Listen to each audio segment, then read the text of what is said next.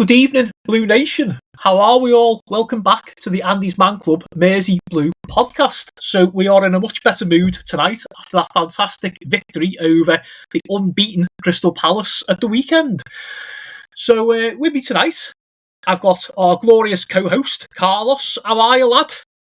Absolutely fantastic, mate. Thank you. Nice little win, eh?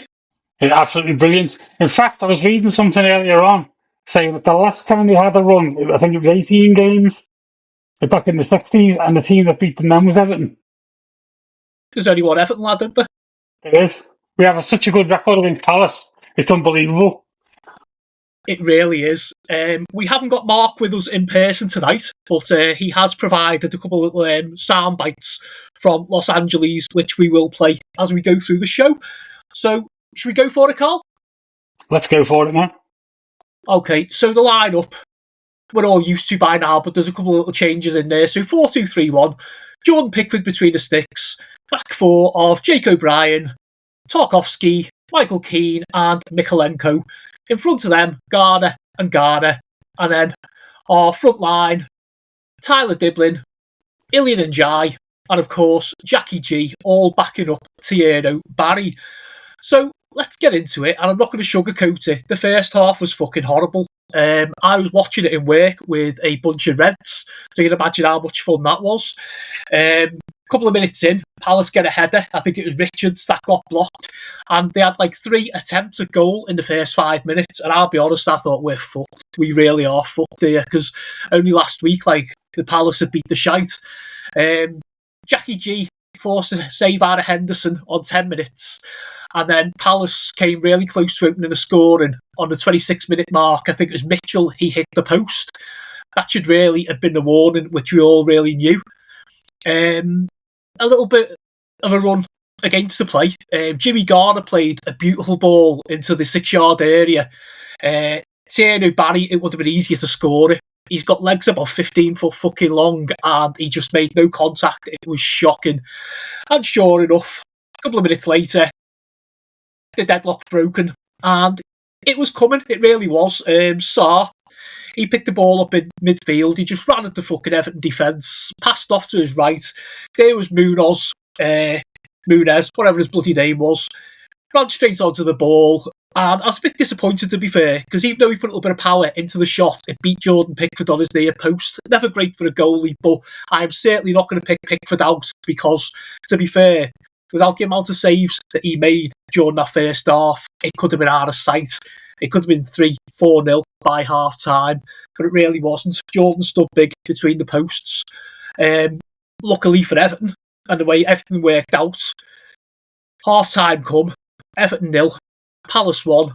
Carl, give us your thoughts, mate. To be fair, when I was watching the first half, I thought, this is typical the way Everton have been all season. Hit and miss in the first half. If we'd have played as well as we do in the second half of games in the first half, you look at Leeds, you look at Liverpool, we'd have had far more points and we'd have been 3rd, 4th in the table, which we should be based on our form overall this season. We just need to put a 45-minute second half performance into a 90-minute performance. But as you say, we started off very, very lacklustre. First 30 seconds, I think they had a couple of throw-ins, long throw-ins that they launched into the box. And as you said, I just thought, oh my God, at this point, we're going to get battered 2-3-4-0. I thought they're on such a good run. And, you've seen what they've done to other teams, bigger alleged teams than us in the past few weeks. And I thought, we're going to be in for a right bollocking here. But luckily we kept it together. As you say, they went ahead 1-0. They deserved their 1-0 lead. And, at the end of the first half, I think Moyes was fuming. I mean, Diblin didn't really do a lot, and I think that's why he didn't come on for the second half. He had a couple of little half chances. The chance that Barry had, I think if Better would have the same, we'd be all screaming at him. So he should have done better. He should have at least got to it. If he'd have got to it, it'd have been a touch and he would have been in the net, 100%. But the fact that he didn't touch it was like infuriating, especially because I think they're such one of them teams, Palace. If you go ahead against them, you've got more of a chance. Once they went ahead, I thought it's over. I thought because they're so resilient at the back and going forward, you've got a lot of pace. I thought And as we were going to talk about in the second half, they had chance after chance that they missed, and they could have been out of sight. So disappointed with the first half. Yeah, can't disagree with that there, mate. Let's get Mark's point of view. Hey, good morning, fellas, from sunny Southern California. Chiming in this week from the Mersey loss here in the Port of Los Angeles. I'm stuck at work today. As grateful as I was able to be to watch the match on my phone, it was disappointing not to be able to participate in the atmosphere with any of our supporters groups that I meet when I'm out and about. As you already know, this last week's match was quite a story in the making, as we knew we were facing the hottest team in the Premiership right now. That being Crystal Palace, who were at that point unbeaten in their last 19. I think everyone can agree we started flat as piss. I don't have a whole lot to say about the first half, but here goes. Tierno Barry looked horrible.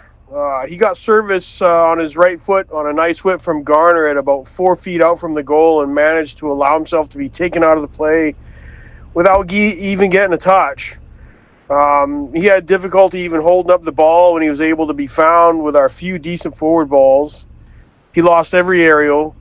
There wasn't a single person in any of the group chats nor in the various commentaries that felt that the guy should have been on beyond the 30-minute mark. It was terrible on his behalf.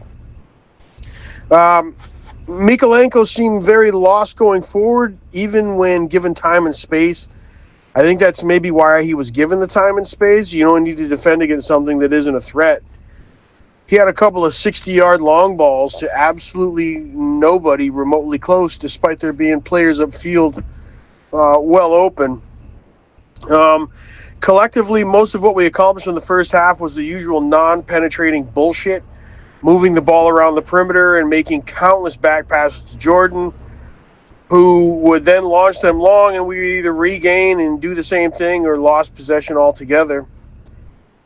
Speaking of Jordan, he was the one bright spot in the first half, fighting off a steady barrage of salvos from some very good players, and Pino, Mateta, Munoz, and Gay. Despite giving up the one goal when Miko collapsed to a player already covered by Kino, he was the only thing keeping us in the game, and he fought off 3 corners and multiple heavy shots from close range. One that he had to find at the last second through a screen, and it seemed pretty bleak at the half. Okay, thanks for that, Mark. We appreciate that, mate. Okay, folks, let's go to our sponsor break, the amazing Andy's Man Club, and we'll join you after that for a second half summary and our final thoughts. Life is hard, and we all have bad days. There are times when we feel we can't cope. This is the time we need to reach out and talk to someone. Andy's Man Club offers local support groups nationwide, running every Monday from 7 p.m, except on bank holidays. In these groups, men can open up about the issues affecting their lives in a safe, non-judgmental environment. Our clubs are designed to be free of pressure. There is no obligation for men to speak, they can simply listen if they wish. Find us today at www.andysmanclub.co.uk. Help one guy, save one life. Andy's Man Club, it's good to talk. Welcome back, folks. That was our amazing sponsor, Andy's Man Club. Remember, boys, it's good to talk. Anybody having any kind of issues, please reach out to them, guys. They really do know what they're doing. Okay, so the second half starts with a double substitution. We see Charlie Alcaraz for Tyler Diblin, and Beto comes on for the highly ineffective Tierno Barry. We start the second half a lot better. There was an early Jake O'Brien chance and a couple of efforts from Michael Keane. And then on 64 minutes, an absolutely unbelievable miss from Palace. Ball bobbles round, it falls to Mateta. He's got all the goal, or certainly like the right side of the goal to shoot at, and somehow, I don't know how or why, he shot it wide. It should have been 2-0 to Palace, like Carla touched on earlier there before the break. The game really should have been out of sight. Minute later, Michael Keane is replaced by Tim Inabunam. And then we get a fantastic shot from Alcaraz. He races into the left side of the area and he just unleashes a rocket, forced a really good save out of Henderson. And then the moment of the second half for all of us Blues, 74 minutes, and shock, horror, we actually win a penalty. To be honest, it was like totally clear cut. Timmy Inabunam, who'd done well since he come on, runs into the area. clear foul, no argument. Up steps Ilian Njai, and he just drills a low shot past Henderson. 1-1, game on. 8 minutes of added time, so we're going into Fergie time again, or slot time, depending on what you want to call it. We have a couple of half chances for Beto and Charlie Alcaraz, and then 93 minutes sent the stadium and the Evertonians into absolute raptures. Ilian Njai puts a beautiful little crossover. There's Beto. He heads the ball, and really, in truth, he should have scored, but the ball gets saved. It comes down. The defender, I'm not sure who it is, he got onto it, and he just went to clear it. And there's Jackie G standing in front of him, and he's just the first to react. The ball appears to ricochet off his foot, and it goes into the back of the net, but we couldn't give a fuck how it goes in. 2 on the Blues. Absolutely unbelievable. We make a late sub. Seamus Coleman comes on for Ilian Njai, and then we see the game out for an absolutely fantastic win that none of us could have seen at half time. Full time, Everton 2, Palace 1. Carl, tell me what you thought of that, lad. Yeah, started off the second half really, really good. I think they still had created a few chances, passing the ball around really well and stuff. But Alcaraz, when he came on the second half, he was my man of the match. I think I've seen a lot of people saying he was their man of the match as well. Brilliant second half. Him and Beto seemed to have some sort of link up that Beto doesn't have with anybody else on the pitch, because those two, he set him up for previous goals in the past and stuff, and brilliant. As you say, Bunham came on. I think at that point, because they played early on in the week in Poland in the Cup, the travelling and stuff, they were starting to get a little bit tired. So his energy and fresh legs that came on really helped. And I think that's how the penalty came. He was running into the box, and clear penalty, as you say, 100%. We don't tend to get them. I mean, I think even someone said to me, I was surprised that Kieran Dewsbury-Hall didn't get a booking, even though he couldn't play. And so they still book him on the bench, because we had that much luck. But brilliant second half. I thought, as you say, Alcaraz, brilliant. As you say, 93rd minute, it was Ilian Njai chips it up. How Beto doesn't score, I don't know what's worse. His miss there, I know he got it on target, but his miss there, little Barry's in the first half. I know he didn't connect, but it's he should have buried it, and it should have been, I think, as Moyes said at the end of the game, he should have buried it. It was a bit of luck. It came back off Muniz to Jack Grealish, hit him on the leg, and rifled into the net, and I was so made up for him to score. He'd been playing really, really well all season. And what I didn't know is I found out after the game, when I watched Moyes' press conference, that he'd been carrying an injury for a few weeks and been playing through it. So for him to be home like that, injured, then in 3 weeks when he's due to play again, because obviously he can't play against City, then that'll give him the time to rest and recuperate.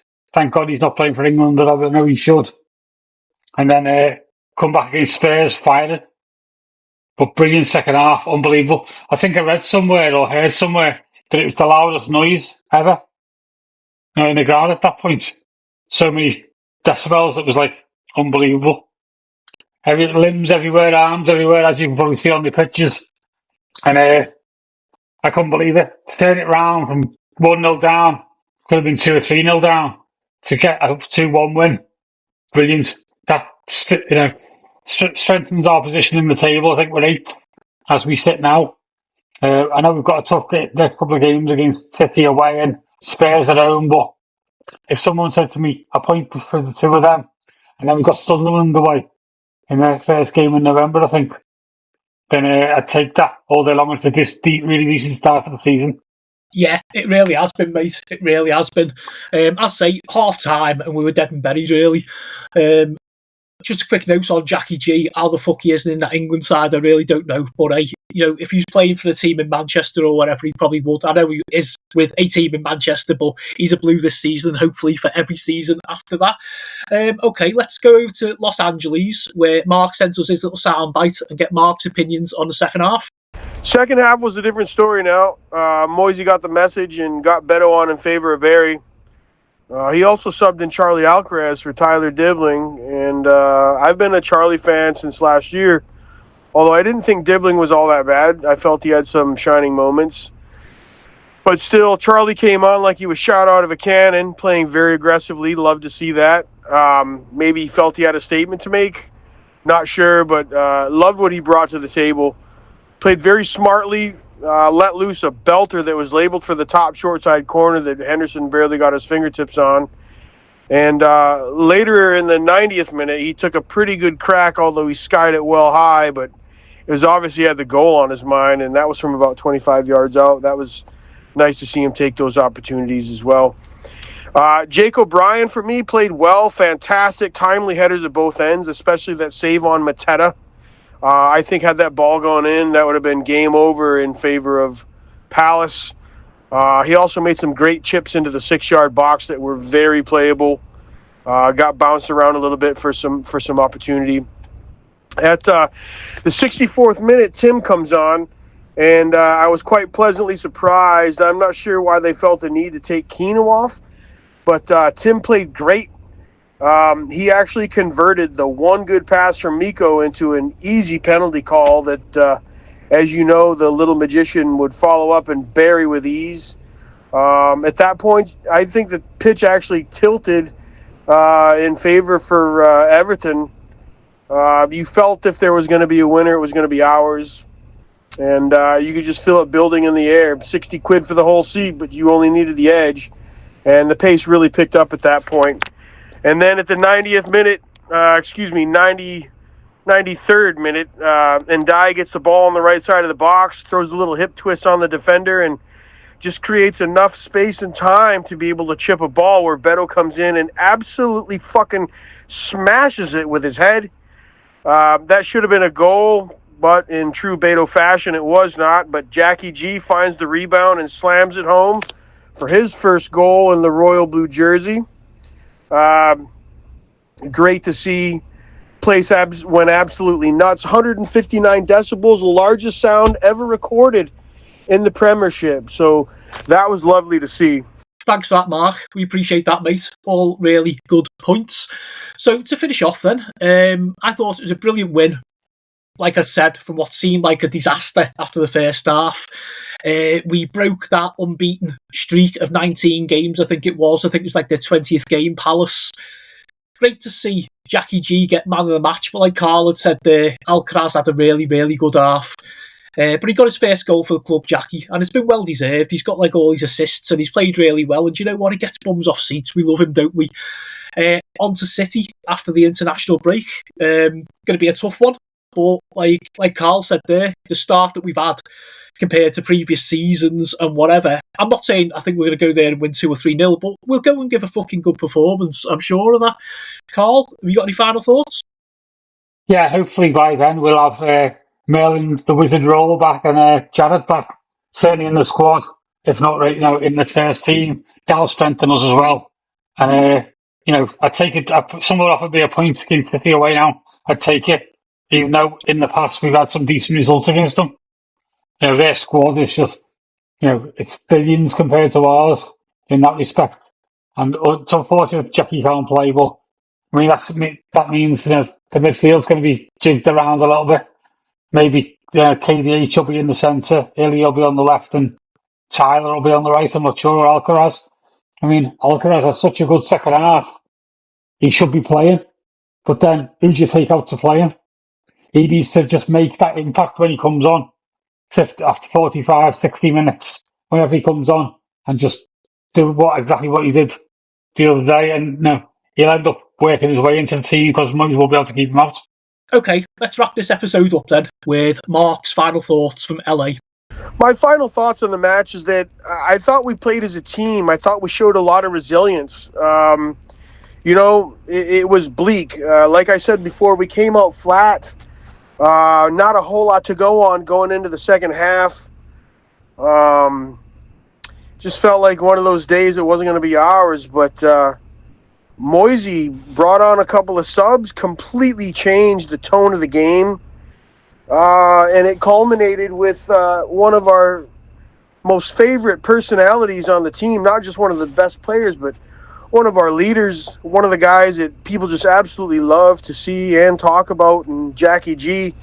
And he finally crossed the line, and Really exciting. I think that probably gave the boys some great locker room material. It feels like everyone's playing with confidence now. Like I said, Tim Mirabunum was playing great. Charlie Alcaraz made a statement. Jake O'Brien was absolutely deft in his play. Even Miko, with all his shortcomings, he had some moments of some really smart plays. And now we go into the international break in the 7th spot. Compared to the last few years, we're looking good. And we beat the hottest team in the league. They were 19 unbeaten, 19 games in being unbeaten coming into this match, and they just knocked off the shite last week. The one guy from who supports Palace that hangs out in the Fox and the Hound, he was saying, well, you only beat us because we had to play in Europe earlier this week, but that's horseshit excuses.